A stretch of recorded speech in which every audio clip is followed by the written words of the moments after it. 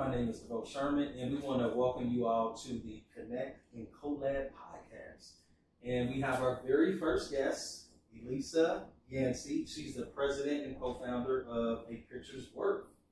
Can you tell us a little bit about yourself? Just do like a small, introduction about who you are and what you do. And what I do. Well, yes. Thank you so much, Devoe, for having me here. And I'm so excited to be on the first ever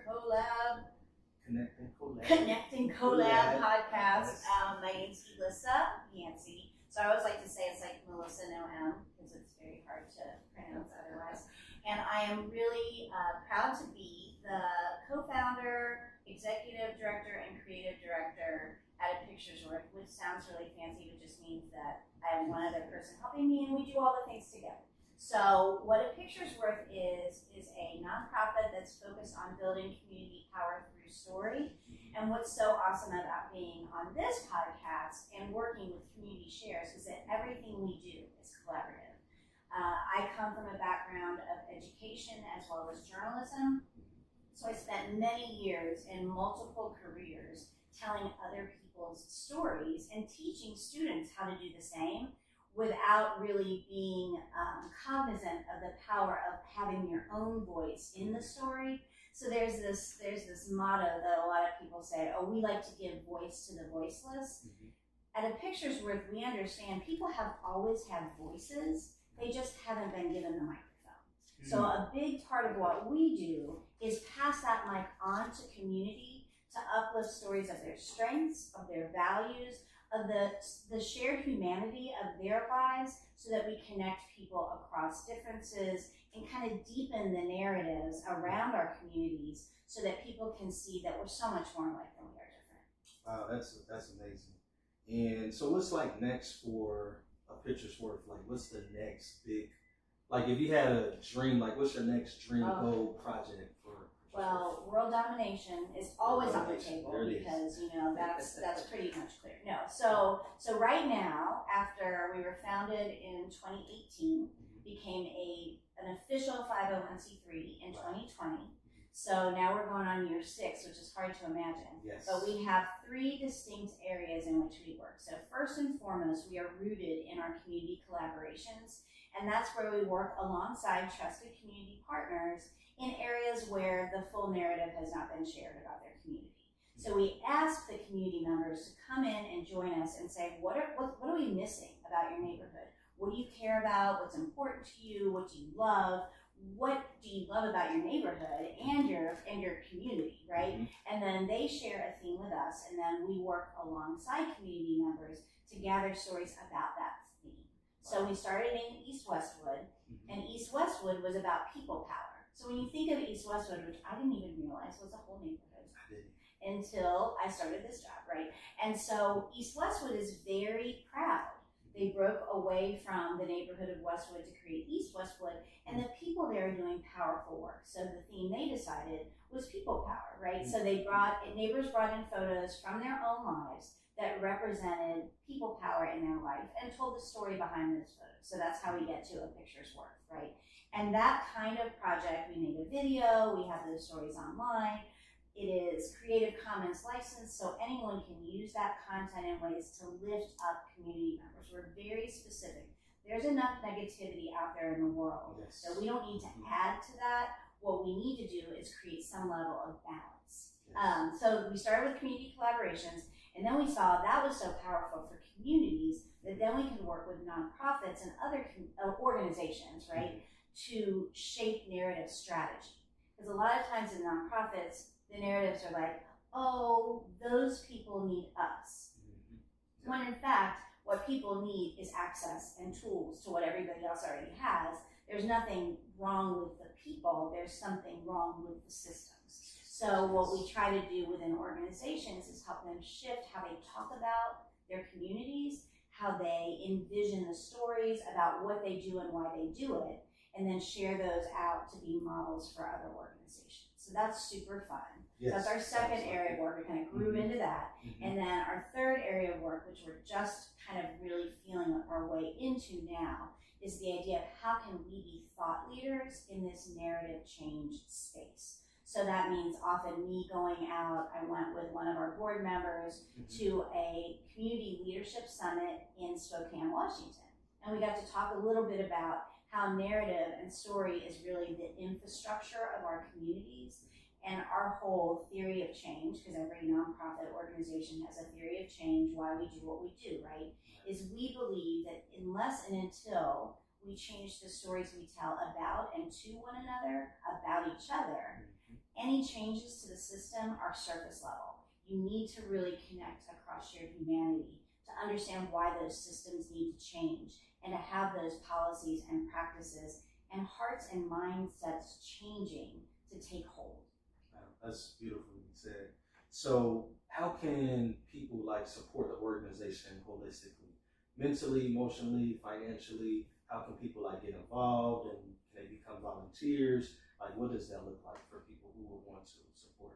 Right. So we're a little different than some nonprofits, right? We don't have like a volunteer core, but what we do and would love for people to do is to share these different kinds of stories within their networks, to share them out so that there becomes a community movement toward narrative change. For example, we've been working on a program with Families Forward, which is a part of Learning Grove, and wonderful folks, and they work with high schools and mostly elementary schools. So we have a program that we've developed thanks to a young man who was a senior at Withrow High School when we started. He's now at UC, but it's called Widening the Lens. And what that program does, it takes 15 students from a high school, and then we bring in 15 community leaders, right? People who they never would have met or come in contact with, right? And they just sit down and have a conversation. So one of the things that we love about programs like that, they have 2 3-hour meetings. The first 3-hour meeting, no last names, no titles. So these community members, they could be school board members, they could be city council members, they could be CEOs, they could be millionaires, they could be executive directors of nonprofits, and we've had all those kinds of folks in the room. The young people don't know. They just have real talk. And they talk about the issues they care about and that matter to them, about how important it is to be seen, to be heard, and really to be believed because of all the kinds of representations there are about young people out there that are not based in fact, but are based on anomalies or strange anecdotes that happen, or, there's always something negative that somebody can focus on, right? So one of the things that we encourage those community members to do is start questioning the news you're seeing. And if somebody's spreading a story that doesn't quite fit with your idea of the humanity of a community or a group, then question it. Don't share it. Maybe dig a little deeper. Maybe find a different story to share. So for us, it's about this community will toward reshaping how we look and approach one another, how we talk about one another, what we say about one another. All that stuff matters. Yeah, that's very important. So what message would you like to leave the listeners? Like, is there anything that you haven't covered that you feel like you need to just share, something that's on your heart and mind about a picture's work? Well, I think one of the things that is very important to us is that people understand the impact of the stories that they're sharing on social media, the things they're liking and posting, and even thinking about how much of a difference it makes to reframe a story in a way that leads with someone's strengths. We often say, how many of us would want to be defined by the worst thing that ever happened to us, the worst mistake we ever made? Everyone says, absolutely not. That's not really who I am. But then when you think about our media landscape, that's really what we do all the time. And what that does is perpetuate these systems of oppression that have historically kept people out of opportunities, kept people from being able to access programs, services, educational opportunities, all those kinds of things, right, that are so important for just being able to thrive. And really, as a whole, we all miss out when we don't have access to the wide array of talents all around us, and how much folks who have been cut out systemically of opportunities are needed to change our world and make it better. That's very powerful. And on here, you have these cool. Oh Yeah, yes. can you tell us more about these? Yeah. So one of the great opportunities we have being a nonprofit now and sort of having a bit of independence is to work alongside community members and dream up new ways of sharing stories. Mm-hmm. We all know there are, endless amounts of social media stories. There's traditional media, all that stuff. But how about a story starter card, right? Yes. So we can take photographs and stories that we've gathered from community. For example, this one is LaToya Bagley, an amazingly talented woman who is doing all kinds of great things in the community, right? And she was picking a story based on a photo where she felt strong. So it's a picture of her and the Ohio rivers in the background, right? And as she's looking at this picture and she's being interviewed talking about it, she talks about how much she's overcome. And then she says, there's the river behind me.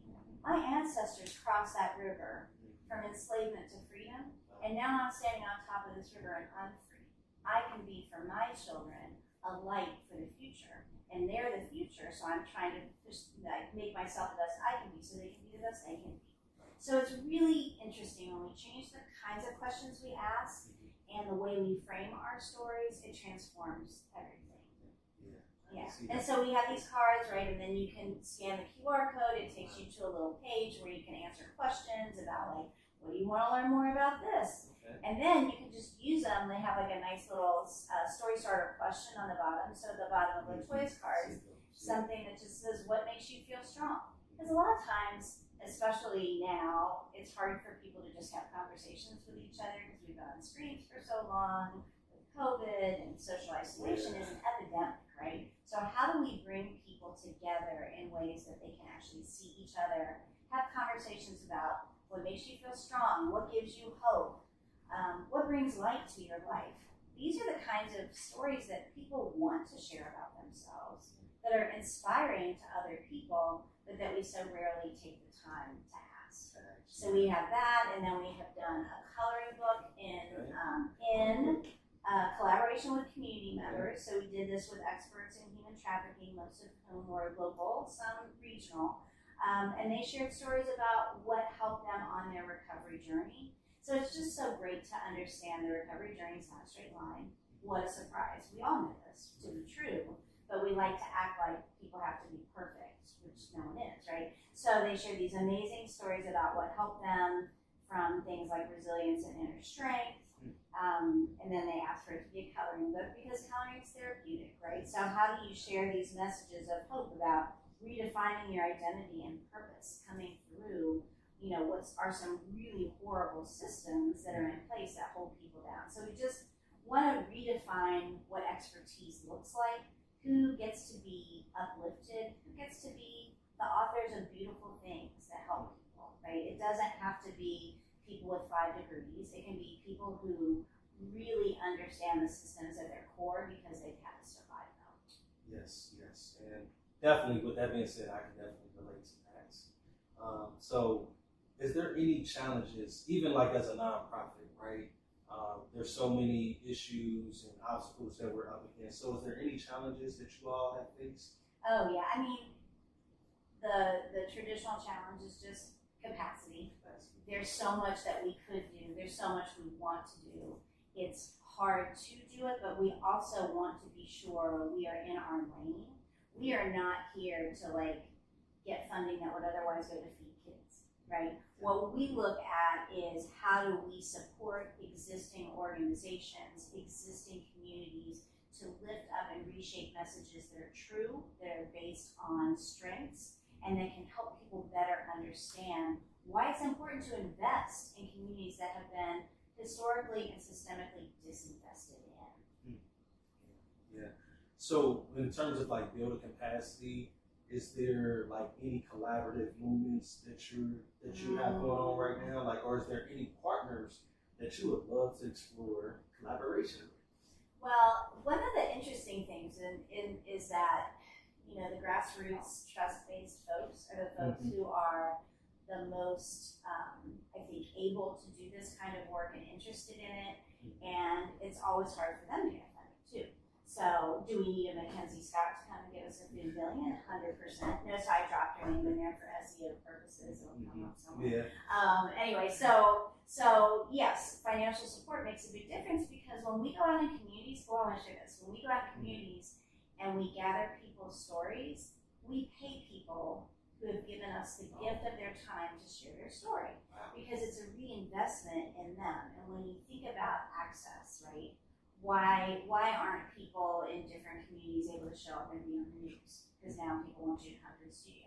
Well, maybe they got to take 3 buses together. Well, maybe they got to take off work. Who's got time for that, right? So therefore, those voices are disproportionately absent from mainstream discourse. So if we go out into the community and we say, share a story about people power in your neighborhood, bring us a photograph, we are benefiting from the gift of that story that someone's sharing with us, like in all kinds of ways. So it's important to recognize that gift in some way. And since we live in a capitalistic world, right? $20 in a thank you card goes a long way, right? and then it just builds a different awareness of you're an expert. If people pay experts to come and present or share something, they get paid. Why do we say that that's not how we should treat community members who are sharing and lending their expertise to allow us to create content? It's just like we kind of turn a lot of things on their head, like who's the expert, who gets paid, who gets trained, who's the interviewer, all those kinds of things. Really, we just want to give up control to community and give them the tools they need to do what they've always been able to do. Yeah, and I believe that's something powerful, right? The ability to give people a platform to where they can actually use their voice and they don't have to feel degraded, demonized, or anything like that. So I love the work that you guys are doing. And a part of that, you guys are part of Community Shares.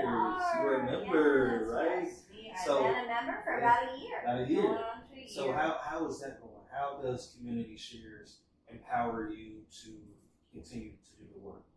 What I love about Community Shares is the basic guiding principles that we're better together, that not everybody has to be in their own boat plugging along, right?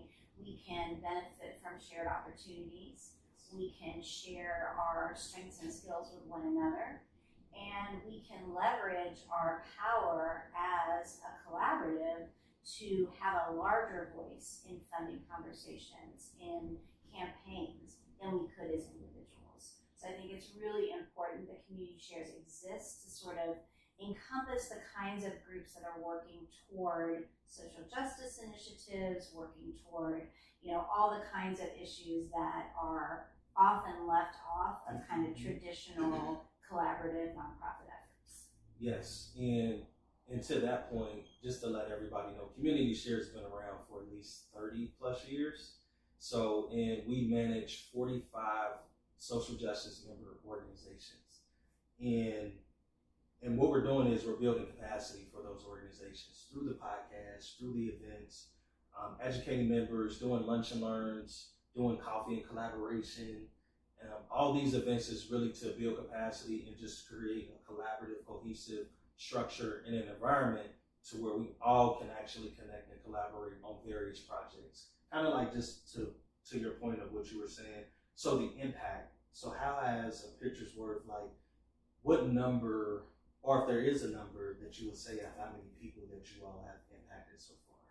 Oh, I like to think we've impacted everybody who's heard our stories. We've collected over 500 stories, and by we, I mean community members. It's not me doing that interviewing work. I was a journalism professor for 10 years.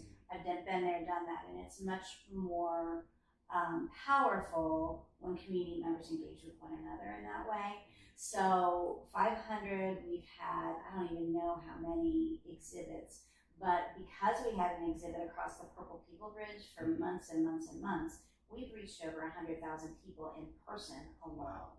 So then you have, the hundreds of folks who follow us, who share our stories, who share videos we make, and we hope that that continues to expand and we can build out kind of playbooks for other people to do the same in their communities, because the best impact you can make is such a local impact, and we can all stress and worry about how big the problems are in the world, in our country, in the universe. And when it comes to the end of the day, being able to do something in your own locus of control is so powerful. And we all can do something every day to forward an idea, a story that otherwise wouldn't have been heard, that might have been misconstrued, to correct a myth, to say, oh, wait, you said, why didn't they pull themselves up by their bootstraps? Well, wait a minute. It's physically impossible to pull yourself up by your bootstraps. That was invented as a term to describe something impossible. And now somehow that's the expectation for people when in fact no one can do it. And number one, the facts don't, and the research shows it's not even a thing that is a viable way to live, right? It takes a village, it takes community support. We are better together. I mean, I think now, because I fell in love with the Artemis mission, the space travelers, right? About what they talked about most was that sense of community they have with each other. The idea of being, what was it? Did they say they're a crew? That was it. It's different than being a team. Yeah. We're all a crew. And they looked back on planet Earth and they were like, that's a crew. We all got to be part of that crew. Y'all are part of the crew. I hope y'all heard that. Y'all are part of the crew. Team effort. So with nonprofits, as a nonprofit leader for A Picture's Worth, is there any advice or is there anything that you can share to another nonprofit leader in terms, I'm thinking of like sustainability, right? You all have held it down for 6 years, and businesses usually close within like that 3 to 5 years. So is there any advice that you can give to the next nonprofit leader to become more sustainable, or to, I don't know, increase their impact, or to not allow the outsiders, I'm not going to say those names, to affect, to stop people from like mobilizing, organizing, and getting the funds that they need? Because, you know, there have been people that have been attacking nonprofits and not giving them grants and not, you know, and taking away DEI and just a ton of just different things that has just transpired. So is there any like advice that you can give the next nonprofit leader to stay open? There are two things that I think are really important to keep in mind based on our journey, right? Always listening, always following what the community needs. When we started in 2018, we didn't look like we look today, but we said, and we have been community-led along the process. So it started with focusing on women who are running for office to try to figure out why women even choose to run in our political structure. Okay, fine, great, I did the interviews. The next thing was, oh, now I can train journalists to do this kind of different questioning, different framing, intentional approaches to what we do. Fine, limited, whatever. Community wanted something different. So with East Westwood was the first time we really were able to go in and say, hey, how do you define your community? So the evolution, being open to pivoting, being open to evolving, not to chase more money, because that was not the goal, but to sharpen the mission and vision, right? To clarify what it is you're really good at. And all of a sudden it was like, boom, that was it. Okay, community has always held the key. So being open to listening and shifting, again, definitely not to follow funding, because that'll kill you every time. Mission creep is real. But in order to really think about why you're in it in the first place. If we're in it to change narratives, our part in narrative change is at the community and local level. But then we know is necessary to build anything else. So that's part one. Part two is relationships. Everything is community. So everything is community. Does every nonprofit need to exist? Maybe, maybe not. I mean, but it is the people that you connect with, the people who you partner with, the collaborations along the way can give you so much wisdom, so much advice, so many great ideas and innovations, always about relationships. And so even though a lot of people will be like, oh, just write like 100 grants and then you'll be fine. I'm like, for us, I would rather spend time building relationships with people so they understand why we do, and how they want to invest in that. So I even hesitated to put donate on our website at first because I was like, this is not charity. This is an investment. This matters, right? You should be investing your money because the rate of return is huge, right? So I have always been a little radical in that way that, but for us, I really think it's true. This is an investment. And so it also, when approaching people, I don't go hand in hand like, oh, how cool. It's more like, this is really worthy of investment because this is important work. And I think that mindset has been shaped and strengthened by the community partnerships we have. And I think that's the work you're doing that speaks to that, right? Changing the narrative to change the world. Sharing stories that uplift and inspire and to connect communities. And that's what a Picture Works does. So we are so excited to have you as our first guest on our Connect and Collab podcast. So we thank you for your time. Jazz hands.